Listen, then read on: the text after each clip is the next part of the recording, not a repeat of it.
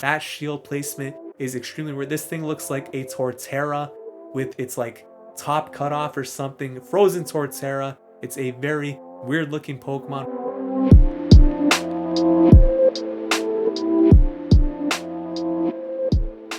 What is going on, everyone? Welcome back to the channel. Ox here with another video. If you're new to the channel, we do upload Pokemon GO content mostly related to PvP, and if you're a returning subscriber like Nicholas Farias, thank you for the support. In today's video, we're taking a look at some battles in the Holiday Cup featuring a brand new Pokemon, Avalugg. Now, I went out there grinding for the best Avalugg I could find, and honestly, I didn't find anything good. I found a bunch of trash out there. I'm not talking about the trash on the filthy streets. I'm talking about some straight up 5, 8, 10 IV trash. This thing is not recommended to build with those IVs, but it's the best I got. So eventually I'll trade it to somebody who needs a random Pokemon for PvP that they will probably never use. But that's what we're taking a look at in today's video. Avalugg is a pure ice type Pokemon with access to some pretty impressive charge moves. The fast moves leave a lot to be desired. Ice Fang isn't the worst move, but it's also not the greatest. Crunch plus Avalanche, Body Slam, Earthquake, some great options here. I am going to be running Crunch plus Avalanche in this video. Both are 45 energy. The reason I'm not going for Body Slam, which is the cheapest energy cost move, is because it's going to pretty much leave us walled against a Pokemon like Froslass. I want a bit of a surprise factor with that Crunch, especially if I'm bringing it in as a safe switch. So that's why we are running Crunch on this Pokemon. The team we'll be using in this video is going to be a Trevenant lead with Lanturn, Avalugg in the back. Initially, I was going to lead Lanturn. However, it turned out that Trevenant is just a much better lead in general. And despite the team not making as much sense that way, it just performs a lot better. If you guys enjoy this type of content, please consider leaving a like on the video. It really helps the channel grow. Leave a comment in the comment section down below. And without any further ado, let's jump into the first battle right now. Alright, so initially I was actually running Lanturn in the lead, sort of an ABB team with Talonflame being weak in the back. But what ended up happening was that the game is extremely laggy. The first game just glitched out completely. I got error 6 and for some reason I got a loss for that battle. And then things just got worse with each battle after that. The lag was insane. There was one game where I basically came in with my Trevenant, Haunter. The game just froze. The Haunter took me out, farmed me down. And I'm not gonna lie to you guys, I was 1-3 in this set with the Lanturn lead before I decided to switch it up into the Trevenant lead. So that's what we're gonna pick up in this video, starting the first battle with Trevenant in the lead instead, Lanturn plus Avalugg in the back. And I found that this version of the lineup tended to do a lot better than the initial experiments. So that's what we're gonna be testing right here. First battle, Holden McNuggets, who is a trainer that's been featured on Pogo King's channel before, so very talented battler right here. Trevenant into Vigoroth, like I said, Trevenant lead, super OP, and the opponent is Stanin. So again, whenever you see something like this taking place, it often means that the opponent is going to have a second Pokemon in the back that does not want to see Trevenants. Now this is a dominant position for a Trevenant, remember, so they must be very weak in the back. We're gonna go for the Seed Bomb right here. The opponent did land the Bulldoze. That'll dump them on energy. They're gonna try and build up to the Body Slam before swapping out into Wigglytuff here, and I decided to dump some energy on this Wigglytuff because I wasn't exactly sure what I wanted to come into. Lanturn and Avalugg both sort of lose to Wigglytuff in the 2 shields, so I felt that chip damage would help here. I decided to come with Lanturn. The main reason was because based on this team comp, I did not expect them to have a Talonflame in the back, so I figured if they don't have Talonflame, maybe this Lanturn won't be as useful for whatever's in the back. That's why I brought in the Lanturn now, and I figured Avalugg might have some play, but it makes a lot of sense to have an electric type here. As you can see, it is a Pachirisu, and I believe that's actually a 100% IV Best Buddy Pachirisu if I'm not mistaken. So I come in with the Trevenants here. I'm going to look to shield now. I could have got to the Hydro Pump, so it was definitely a mistake to throw the Thunderbolt there. If you look at the animation slowly, you'll see that the Volt Switch would not have been enough to KO, so I would have got to the Hydro Pump, which would have been a huge thing to land at this point because it would be a lot lower than it is right now. I come in here actually with the Avalugg, I believe. Yeah, I come in with the Avalugg, and basically, I don't know how much it's going to do. This is one of the problems with running a team without running any simulations. I swapped out to Lanturn thinking that I was closer to a Thunderbolt than I actually was, so that's a big misplay on my part because I gave the opponent free energy. We do survive the Thunderbolt. I expect them to have a Body Slam ready, and right here, I thought the game was over, but apparently they may not have had the body slam ready. So we somehow pulled out that win. Now granted, that was a favorable team comp for us. We should have won that game just based on team comp alone, but it came down to the wire, very close because of some misplays on our part. So GG's to the opponent there. We take that game. This is the first battle in the official set of battles here with this team. The Trevenant lead. We get a pretty horrible lead there for Trevenant in the form of Lickitung. I come in with Avalugg, and this is where I like having Crunch. It's the surprise factor, but the opponent shields, which was very, very surprising right there, because technically Froslass could kind of wall Avalugg here in a sense. You know, Avalanche plus Body Slam as a standard moveset isn't really a threat, but we call the Avalanche bait there, which means that we can now shield and actually get to the second Crunch. So calling that Avalanche bait was huge here, because now we were going to either force the shield or take switch advantage, and I am totally fine with taking switch advantage right here. But not exactly, because both Lanturn and Trevenant kind of weak to Lickitung. So getting to this Avalanche here, thank goodness the opponent went for the complete farm down, because this thing chunks. That Lickitung is very low from the Avalugg. So Avalugg put in the work right there. Definitely a showcase. Winning switch, as you could see, was extremely important because there is a Talonflame in the back, and now it is aligned onto the Lanturn instead of the Trevenant. So Avalugg actually won us this game. Believe it or not, is Avalugg worth building? The one I have right here has some horrific IVs, 5, 8, 10. It was the best one I could find out here in the snowy Canadian weather. But hey, I mean, it's pretty bad. I wouldn't recommend building it. I'll probably trade it, but you know, it is what it is. Talonflame forced to burn its shields, and whenever an opponent is forced to burn shields in a losing matchup, you know that they are being hard countered. I mean, the game didn't start hard counter for them. We just won alignment to the point where we flipped the countering, and now the opponent is going to get Shadow Clawed down by the Trevenant. The big tree putting in the work. We take that game. Let's hop into the next battle. We got Aggron James, who hopefully will be leading with an Aggron. Not living up to the name, and that is probably the worst lead you could see with Trevenant. So I start off this video saying how Trevenant's such a great lead, and we get met by two very bad leads in a row.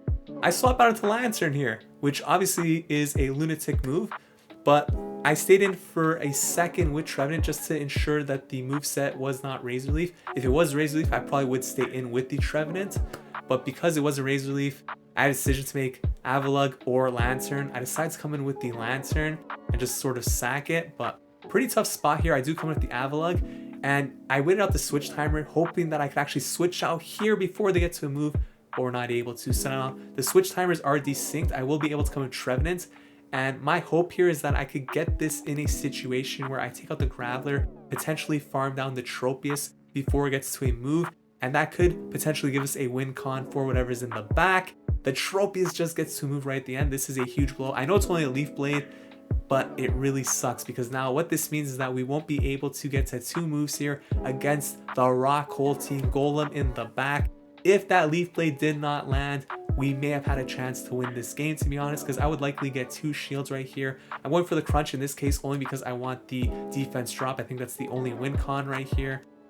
And as you could see, not going to be the case. We do lose that game with the shield. Very unfortunate. So maybe I should have just shielded the Trevenant there against the Tropius, but either way, we would have ended up losing that game because Rock Blast Stone Edge would knock out the Avalugg. So we kind of needed the shield there for Avalugg anyways. Another pretty horrible lead right here. So my Trevenant claim is looking pretty bad. Haunter safe switch, which is a little bit problematic. Now this can only be a Shadow Punch, so I am going to let this go through, and I'm going to throw the Thunderbolt. This is a rank 1 Lanturn, so the Thunderbolt is going to get the shield. And now I'm trying to calculate, can I actually survive this next Shadow Punch?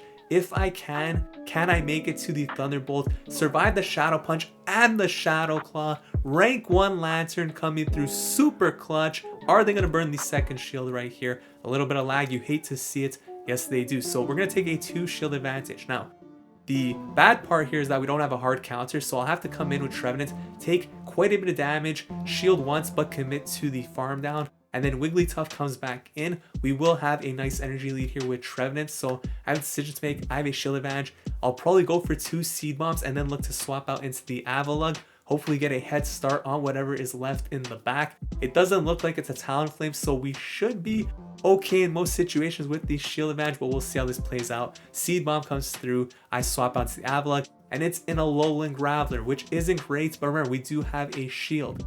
And Avalanche is still going to do some nice damage here, so I shield up the Rock Blast. That shield placement is extremely weird. This thing looks like a Torterra with its like top cut off or something. Frozen Torterra. It's a very weird looking Pokemon. Wigglytuff comes back in, gets farmed down by the Avalugg. You love to see it. Avalugg actually putting in a show here for the viewers watching this video today. I don't know if I'd recommend building it for the Great League necessarily, but it's a decent option. Trevenant took the Froslass, another horrible lead. So a lot of bad leads in this video. I mean, Trevenant versus Froslass isn't the worst lead, but it's still pretty bad. You could definitely... Where's the Vigoroth leads, right? That's what we want to see. Froslass here staying in against the Lanturn. So when they do this, I figured like they might not have a hard counter, so I decided to shield there, because if they had a hard counter, they just bring it in right away, right? But instead, they decide to use their energy, then swap out to Vigoroth, so that makes a lot of sense here. So opponent's going for Body Slam. Body Slam is pretty much the same energy efficiency as Bulldoze, so you may as well just go straight Body Slam, I think, in most cases. Hydro Pump comes through, deals huge damage. They did not shield that. I went for Hydro Pump there because I wasn't expecting the shield. Since we do have Trevenant, which is going to wall them, there's really no point for them to shield, right? So that's why I went for the Hydro Pump. Putting this Vigoroth in the range where we could farm down completely, and having this energy lead is going to be huge for the Froslass matchup, because remember, they are pretty much dry on energy here. So Seed Bomb comes through, it's either going to get the shield or the knockout. They decide to shield, so now they're forced to burn the second shield or go down here, and if they shield, we'll be able to farm down. So this is an absolutely amazing spot. They do shield and they swap out into the Alolan Graveler in the back. Now Seed Bomb isn't going to KO here, but this is going to put it low enough to the point where Avalugg will be able to come in and clutch out the game, saving the shield for the Avalugg in case that Froslass does have a move ready. We're able to farm down the Graveler before it gets to another move. Froslass comes in, they get taken out. Avalugg closing out a lot of games right here, and we start seeing the slow game mechanics, the lag, the avatar barely celebrating right there, sort of frozen. So I should have restarted my game, but I chose not to, and you can see that the game is lagging here. Like, it's freezing on the screen, the countdown is like out of sync, it's all over the place.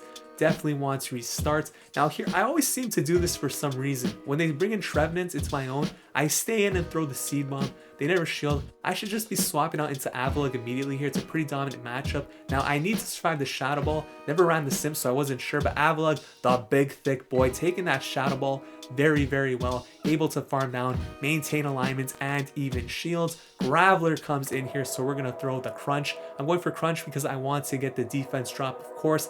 If they shield, even better, and thankfully they do. So we're gonna get farmed down here, gonna come back into Trevenant, but if there's one thing I've learned from running Trevenant in the Holiday Cup, Stone Edge hurts a lot. So big call right here. I am going to call the Stone Edge, and thankfully it is. So they're gonna be more or less dry here. Froslass comes in. Not the best thing to see for Lanturn right here, but I am going to build up to the Hydro Pump more or less, and then probably just go for the Thunderbolt. I expect them to shield here. Let the first Shadow Ball go through. Let's see if they shield up this Thunderbolt. And they do, so that's very nice. And I don't think we'll get to the next Thunderbolt. Kind of a decision to make here. If it's Avalanche, it won't KO, but if it's Shadow Ball, it will. I decided to let it go through because I'm banking on Trevenant being able to KO here with a Seed Bomb. And this will actually leave us with enough HP to take out that Alolan Graveler. We still have the shield. We pretty much just need a Seed Bomb from this range. The opponent sees the writing on the wall. They don't want the smoke. And the game apparently don't want it either, because as you could see, we're not even celebrating. The game is frozen. You need to restart at this point. But we go 4-1 in that set, testing out Avalugg in the Holiday Cup. So those were the battles featuring Avalugg in the Holiday Cup. Is this a Pokemon I would recommend building? Probably not for the Great League at this point. It could definitely improve with a stronger fast move option. It'll probably have some more play in the Ultra League where it is a bit more bulky. It gets to a pretty low level in the Great League, but Ultra League may be where it shines. If you guys enjoyed this video, please consider leaving a like, commenting, subscribe to the channel. Thank you so much for watching. I'll see you guys in the next video. Take care.